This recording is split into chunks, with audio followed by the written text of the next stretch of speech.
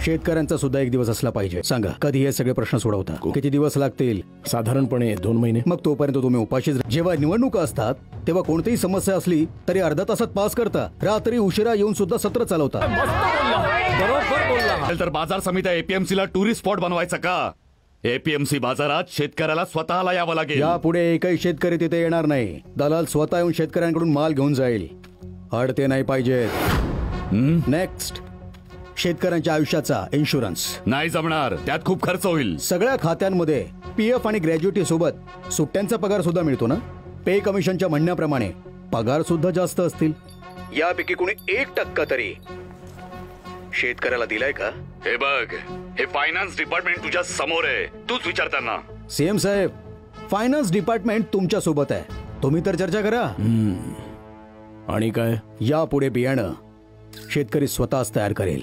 यापुढे 3 वर्ष खत आणि बियाणं देणारी सगळीच्या सगळी दुकानं बंद. आता काही झालं तरी चालेल, जैविक शेतीच करू, ऑर्गॅनिक. मोठमोठ्या कंपन्यांशी आमचं कॉन्ट्रॅक्ट आहे. त्यांचं काय करायचं? म्हणजे काय? शेतकऱ्याने पिकवलेलं धान्य सरकारलाच दिलं पाहिजे असा काही करार आहे का? नाही ना. विचार करा, यापुढे उपाशी मरणारा केवळ शेतकरी नसेल. हा, केला विचार. Says, special economic zone, multinational company, factory आणि खूप सगळं. ग्रीन बेल्ट म्हणजेच डोंगर पायथ्याशी असलेल्या जमिनीवर कोणी ताबा घेणार नाही. त्यांना दुसरी जमीन द्या ना. ते तयार नाही झाले तर? फुकटात देताय. नाही ऐकलं तर सोडून द्या. तरुणांसाठी काय करायचं? शेतीला इंडस्ट्री म्हणून घोषित करा. कितीतरी बाहेरच्या देशांनी केलंय. त्यासाठी शेतकऱ्याची मुलं तयार झाली पाहिजे. त्यासाठी शेतकऱ्याला सन्मान द्या. सगळं काही ठीक होईल. आता शेतकऱ्याला देवाऱ्यात बसून त्याची पूजा करू का? त्या चूक काय? शेतकरी देशाचा कणा आहे. या निसर्गाला देव मानून पूजा करणाऱ्यांचा आपला देश आहे. इथे सूर्याला नमस्कार करतात, भूमीचं पूजन करतात, पहिला पाऊस होताच नांगराचे पूजन करतात. अशी पूजा अर्चना करणाऱ्या शेतकऱ्याला परमेश्वर मानणं चूक आहे? आणखी काही बाकी आहे का? आहे ना. कर्ज देणाऱ्या बँक्स, त्यांनी शेतकऱ्यांचा मान राखला पाहिजे. 24 तास वीज असली पाहिजे.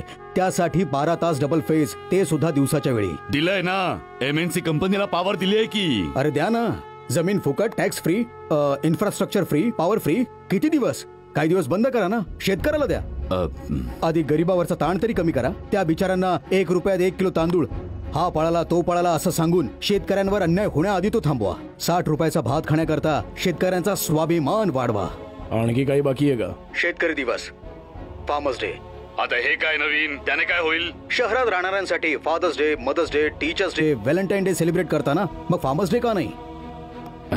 वोट देण्यासाठी लोक लांबून लांबून येतात. मग शेतकऱ्यांसाठी एक दिवस नांगर धरू शकत नाही?